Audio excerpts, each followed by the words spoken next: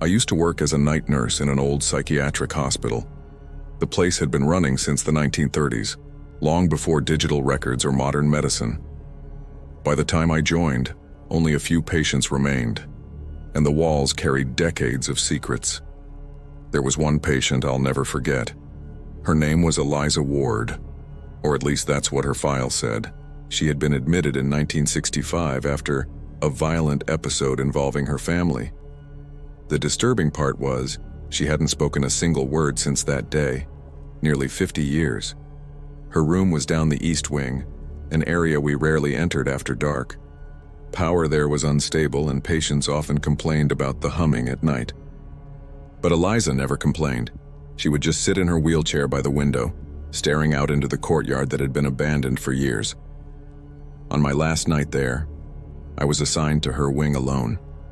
My flashlight flickered as I pushed the medicine cart past the cracked tiles. When I reached her door, I froze. It was already open.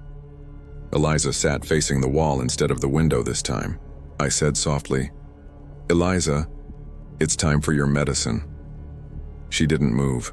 I walked closer, and that's when I heard it. Humming. Low, rhythmic, almost mechanical. It wasn't coming from her. It was coming from the wall she was staring at. The wallpaper was old and peeling, so I reached out to touch it. The moment my fingers brushed it, the lights above me began to flicker violently.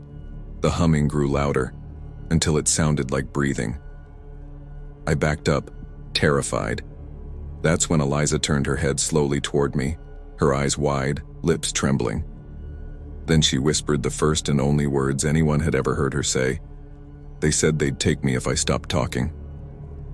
The lights went out. My flashlight flickered back on for half a second, just enough time for me to see her wheelchair. Empty. I ran to the nurse's station and called for help. When security arrived, they found no trace of her.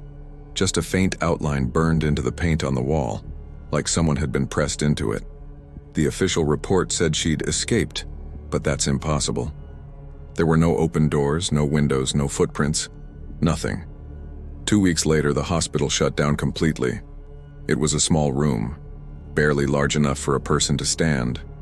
Inside, there was a single wheelchair, and on the wall, scratched in fingernail marks, was a sentence repeated over and over: "Don't stop talking."